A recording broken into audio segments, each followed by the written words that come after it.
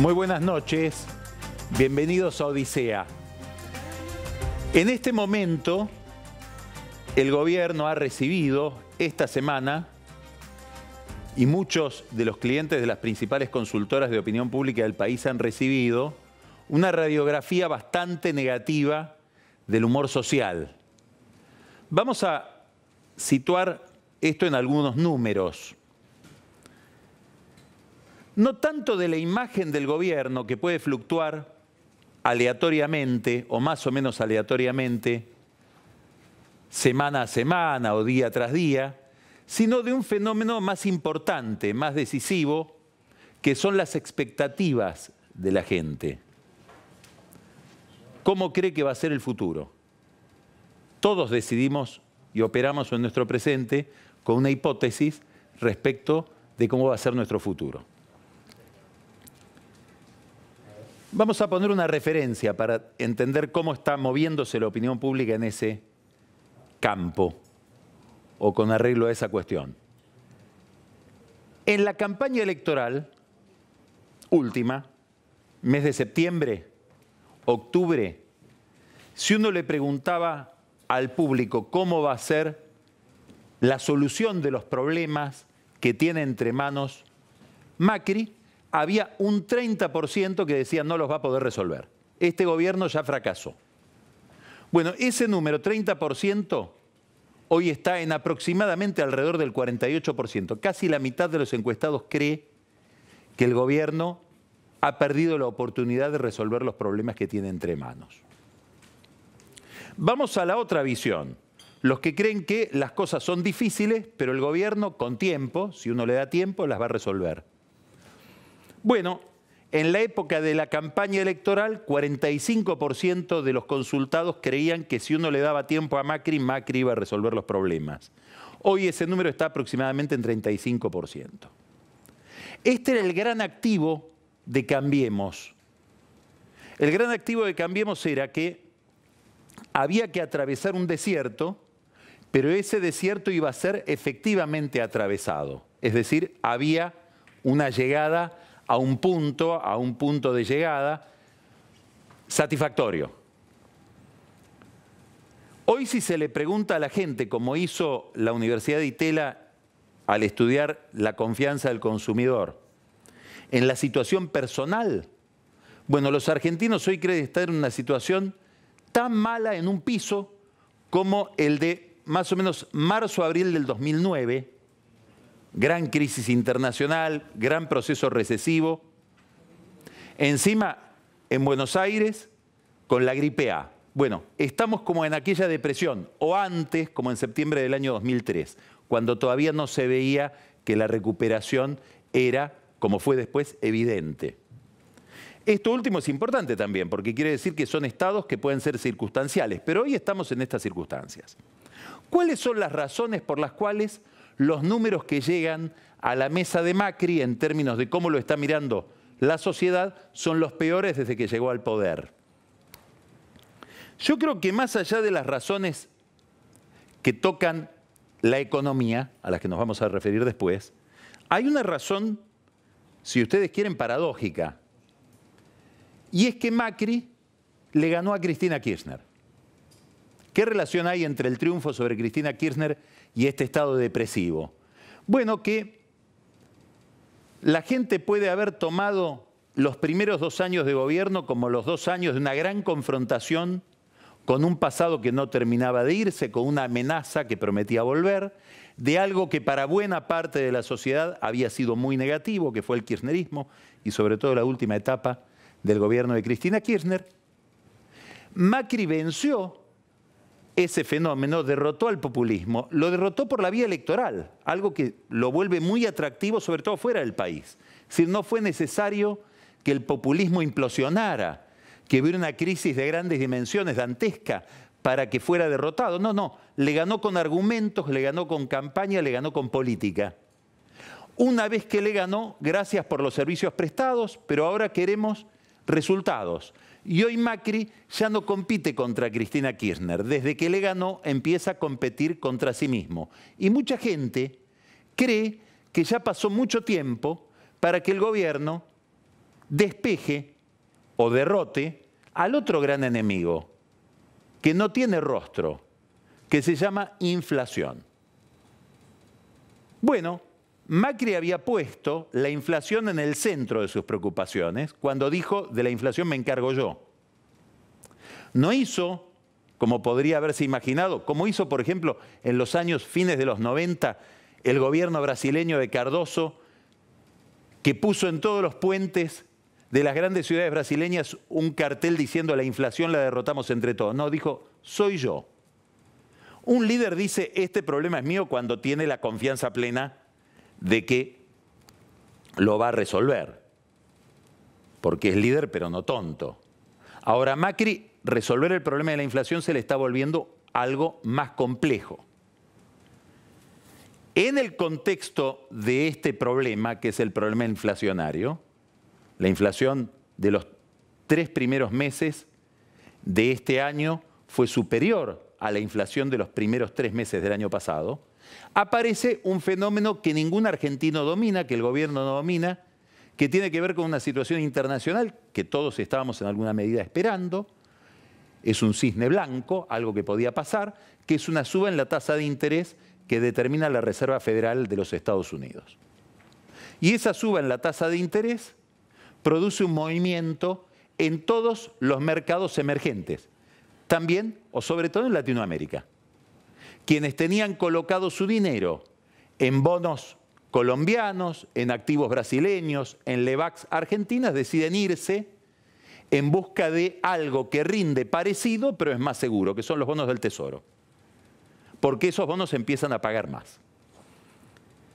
Bueno, frente a este fenómeno, el Banco Central de la Argentina, a diferencia de otros bancos centrales de la región, decidió gastar reservas en mantener el precio del dólar, que obviamente cambiaba porque los que tenían activos en pesos, por ejemplo Lebacs, fueron a comprar dólares.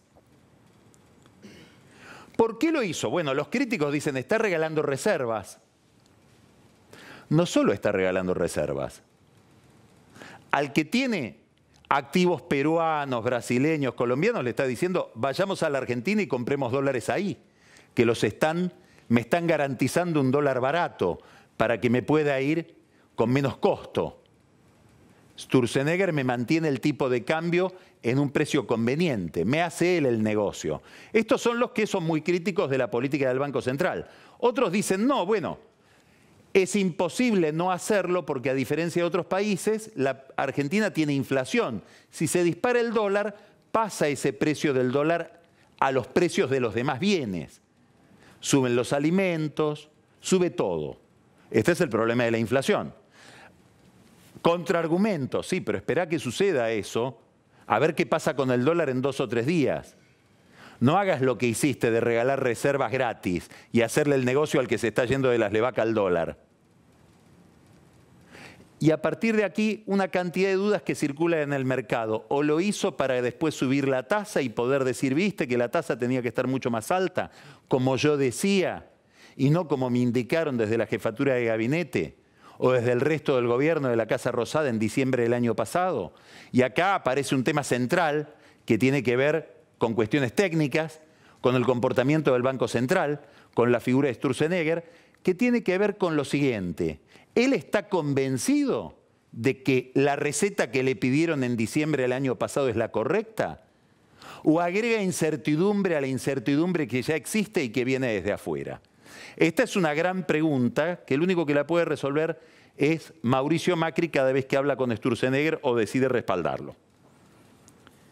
Lo cierto es que en medio del proceso inflacionario aparece este problema aparentemente ocasional. Veremos ahora, cuando se reabran los mercados, si sigue la inestabilidad de la Argentina en términos de tipo de cambio, en términos de dólar. El gobierno, ¿cómo mira el problema? Dice: estamos al final del camino de ripio. ¿Por qué? Bueno, porque estamos subiendo las tarifas, no podemos no subirlas. Todo lo que haga el Congreso será vetado, porque sí, no subimos las tarifas, hay que romper todos los contratos que se hicieron para atraer inversiones energéticas. Y la Argentina no se puede dar el lujo por su reputación anterior de romper un solo contrato. O sea, subiremos las tarifas y ese será el último impacto que habrá sobre los precios de la inflación que nosotros provocamos porque subimos estos precios regulados que son el precio de la luz, el precio del gas. Posiblemente el transporte siga teniendo un ritmo de suba. Una vez que subamos las tarifas y eso impacte sobre los precios, como no va a haber subas de tarifas importantes más adelante, la inflación irá cediendo. Y ahí se va a notar, así razona el gobierno, las virtudes que no se notan, porque la inflación como problema opaca algunos logros que hemos tenido y que estamos teniendo. Insisto, así dice el gobierno. Por ejemplo, la economía se está recuperando. Los 2 primeros meses de este año creció como nunca había crecido desde el año 2011. Hay una gran corriente de inversión que se notó en el programa de propiedad participada que lanzó el gobierno la semana pasada para 6 corredores viales. Inversión de 6.000 millones de dólares, pero hubo ofertas por 32.000 millones de dólares. Hay mayor inversión externa directa, las exportaciones se están recuperando, en parte gracias a que el tipo de cambio se recupera, es decir, a que se deprecia el peso. Muy bien, toda esta es la visión positiva de un gobierno que dice estamos al final del túnel y una vez que subamos las tarifas y ese sea el último impacto sobre la inflación, esto empieza a funcionar. Hay una visión no tan optimista que dice cuidado. ¿Por qué? Y porque el precio de la energía, el precio de la electricidad y el precio de los y el precio del gas impacta también sobre algunos bienes que son insumos de otros bienes. El que compra esos insumos va a trasladar esto a precios y va a haber una inflación que se va a seguir, va a tener una inercia más allá del mes de mayo. Es decir, que en mayo vamos a seguir hablando de inflación todavía alta, más parecida a 2 que a 1, al revés de lo que cree el gobierno, que cree que va a haber una inflación más parecida a 1 que a 2. Además hay otro problema. Se va a notar que no hay liquidación y no hay un efecto de riqueza por parte del campo, porque se va a notar la sequía.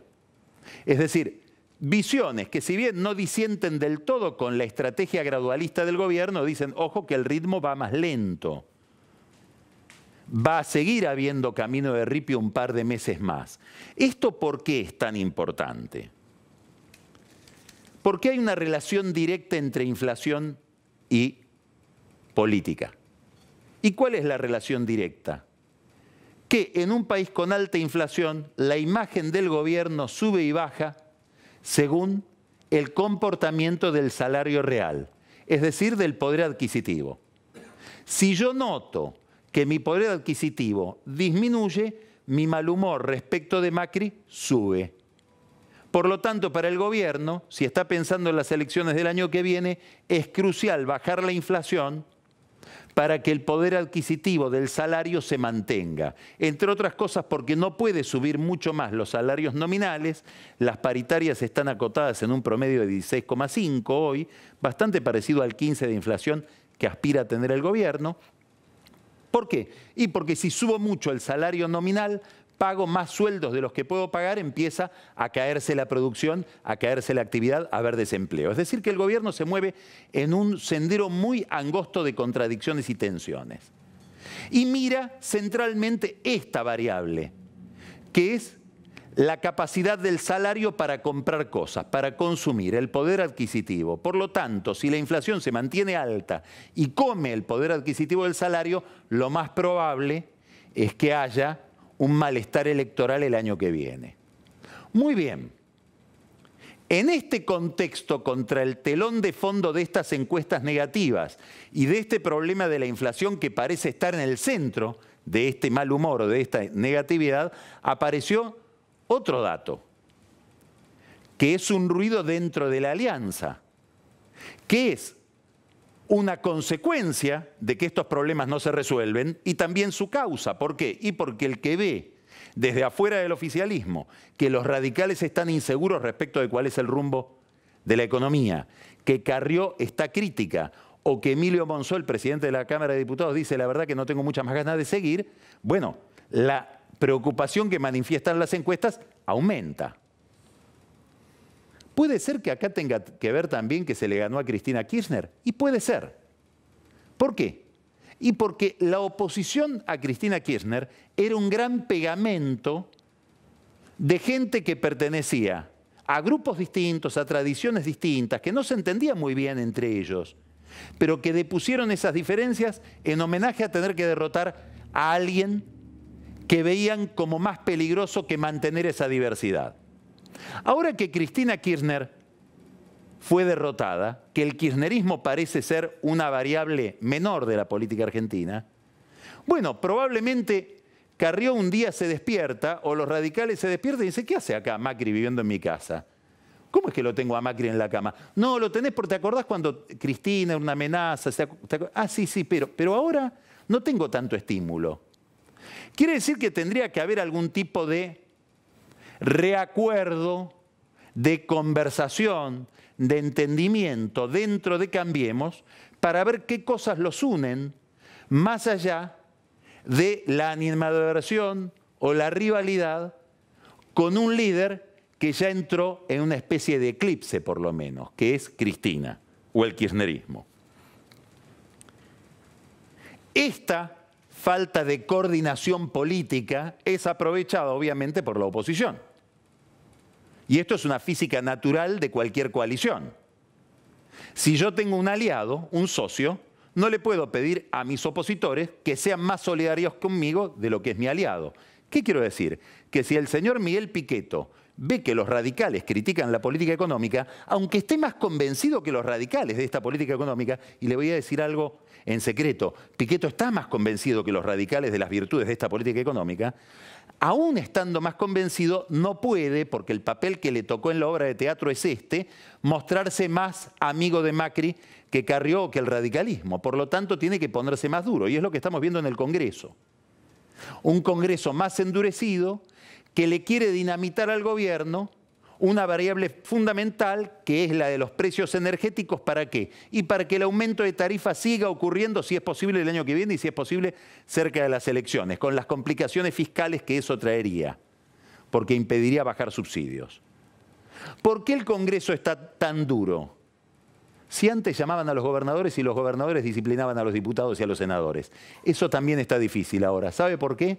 Porque los gobernadores provinciales, los tesoros de las provincias están mejor que antes. Hay solo 4 provincias argentinas que tienen déficit fiscal primario. Las demás están por encima de la línea.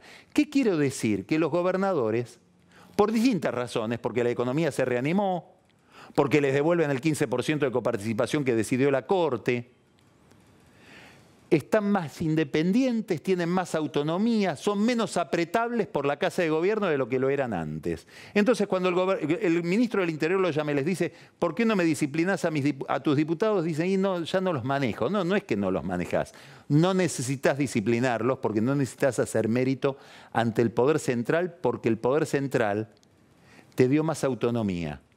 A lo mejor es un error de la estrategia de Macri frente a las provincias.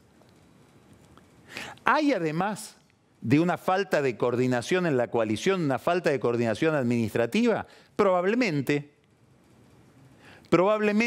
haya que coordinar mejor la política de la Casa de Gobierno con la política del Banco Central. Probablemente el gobierno deba mirar que cuando dice voy a bajar o voy a pedirle a las provincias que bajen los impuestos que están atados a la facturación de la electricidad o del gas, le van a pedir que baje el IVA y no puede bajarlo. Tal vez tenga que haber más conversación interna dentro del gobierno, sobre todo porque es un gobierno o un presidente que ha decidido no tener un director de orquesta, es decir, un gran ministro de Economía que mire el equilibrio general. Cuando eso no sucede, cuando no hay nadie que mira el equilibrio general, lo que suele ocurrir es que cada uno da lo mejor de sí. El que tiene que subir tarifas la sube todo lo que puede. El que tiene que bajar el gasto lo baja todo lo que puede. El que tiene que gastar más por las cuestiones sociales que están pendientes, gasta todo lo que puede. Que todos den lo mejor de sí no quiere decir que todo ande mejor. que todos den lo mejor de sí puede ser que termine derivando en un caos, en una gran falta de coordinación, en un problema. Esto es lo que tiene Macri por delante. La ansiedad nuestra, porque ya le ganó a Cristina y queremos que empiece a cumplir con sus promesas. Un problema objetivo, la inflación, que no cede, con un banco central que intentó varios meses dominarla y cuya receta no está del todo clara. Y además, un problema de coordinación dentro del gobierno y dentro de la coalición gobernante que también se pone ansiosa.